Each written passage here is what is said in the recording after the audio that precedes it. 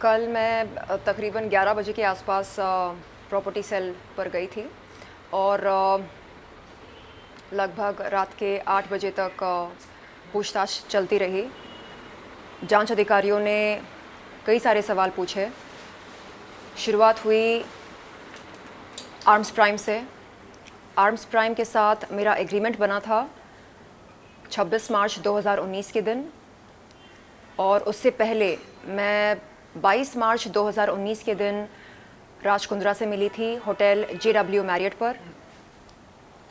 उस मुलाकात में किस तरह की बातें हुई, एग्रीमेंट के टर्म्स एंड कंडीशंस क्या हैं, एग्रीमेंट के चलते कितने वीडियोस बने, वीडियो शूट के दौरान कौन कौन मौजूद थे, कंटेंट क्रिएशन में कौन कौन शामिल थे, ये सारे सवाल मेरे सामने रखे गए।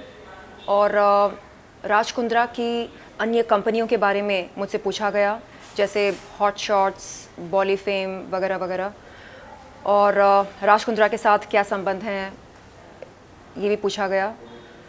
एंड मैंने वो सभी जानकारी जांच अधिकारियों के सामने रखी जो मेरे पास थी राज कुंद्रा के बारे में और उनकी कंपनियों के बारे में। एंड वहाँ से निकलने से पहले मैंने सभी जांच अधिकारियों से ये कहा कि यदि वो फ्यूचर में कभी मुझसे फिर से संपर्क करना चाहेंगे तो बेशक कर सकते हैं, और किसी भी सवाल के लिए वो मुझे फिर से बुला सकते हैं। मैं चाहती हूँ कि जो सभी विक्टिम्स हैं इस पोर्नोग्राफी रैकेट में, उनको इंसाफ मिले। मैंने अभी तक मेरी कोई मुलाकात नहीं हुई किसी विक्टिम से। मैं जानना चाहूँगी कि उनसे क्या कहा गया था, उन्हें कैसे गुमराह किया गया था, और मैं चाहती हूँ कि सभी विक्टिम्स, सभी पीड़िताएं आगे आएँ और अपना बयान दें, क्योंकि जब तक वो बोलेंगी नहीं तब तक पता कैसे चलेगा कि मोडस ऑपरेंडी क्या था। जी, तो विक्टिम्स तो धीरे धीरे सामने आ रहे हैं। राज कुंद्रा के बारे में आप कुछ कहना चाहेंगी? जो कुछ जानकारी थी मेरे पास राज कुंद्रा के बारे में, वो सब मैंने प्रॉपर्टी सेल के जांच अधिकारियों से बताया, और कुछ बहुत ज़्यादा पर्सनल बातें भी हुई थी। कल अप्रैल 2021 में मैंने जुहू पुलिस चौकी पर एक शिकायत की थी राज कुंद्रा के ख़िलाफ़। उस शिकायत के बारे में कई सारे सवाल पूछे गए। राज कुंद्रा मेरे घर पर कितने दफ़ा आए, कितनी बार आए और क्यों आए, क्या बातें हुई हमारे बीच में, ये सारे सवाल भी पूछे गए थे। चलिए, तो फाइनली कुछ कहना चाहेंगे अपने फैंस को? जैसे कि हम देख रहे हैं कि धीरे धीरे जो विक्टिम्स है वो भी सामने आ रहे हैं, तो अपने फैंस के लिए कुछ कहना चाहेंगे? उन लड़कियों के लिए कुछ कहना चाहेंगी जो इन चीज़ों का शिकार हुई? जी, देखिए, जब पोर्नोग्राफी के बारे में मैं कुछ कहती हूँ तो लोग बोलते हैं ये देखो 900 चूहे खाकर बिल्ली चली हज को। हाँ, 2012 में मैंने प्लेबॉय के लिए शूट किया। हाँ, मुझे बोल्ड कंटेंट शूट करने से कोई परहेज़ नहीं हुआ करता था, लेकिन जब हम कानून के दायरे से बाहर निकलते हैं, जब कानून का उल्लंघन करना शुरू करते हैं, तब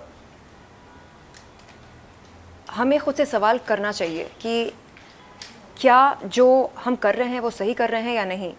जिनको पोर्नोग्राफी का शौक़ है वो बेशक करें, देश के बाहर जाकर करें, लेकिन देश के अंदर रहकर देश की भूमि पर यदि आप पोर्नोग्राफी को बढ़ावा दे रहे हैं तो ये कोई भी अथॉरिटी बर्दाश्त नहीं करेगी।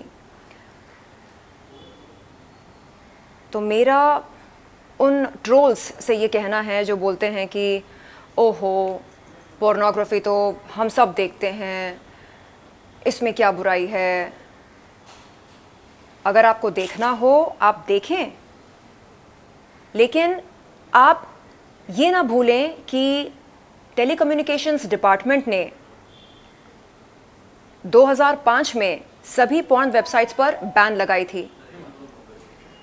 गवर्नमेंट ऑफ इंडिया हमें इजाज़त नहीं देता कि हम किसी पॉर्न वेबसाइट पर जाकर पॉर्न देखें। तो जब देश का ये कानून है, हम देश में रहकर क्यों इसका उल्लंघन कर रहे हैं, और वो भी इतने बड़े स्तर पर क्यों? तो मुझे लगता है कि उन सभी लड़कियों को जिन्हें गुमराह किया गया, उन्हें शायद बिल्कुल नहीं पता होगा कि पोर्नोग्राफी से संबंधित हमारे देश में क्या रूल्स हैं और उन रूल्स को फॉलो नहीं करने का अंजाम क्या होता है। इसे कहते हैं गुमराह करना, यानी ये बोलना कि नहीं नहीं इट्स ओके, चलता है, सब करते हैं, सब देखते हैं, तो जाहिर सी बात है कि ये गलत नहीं है, ये सही है।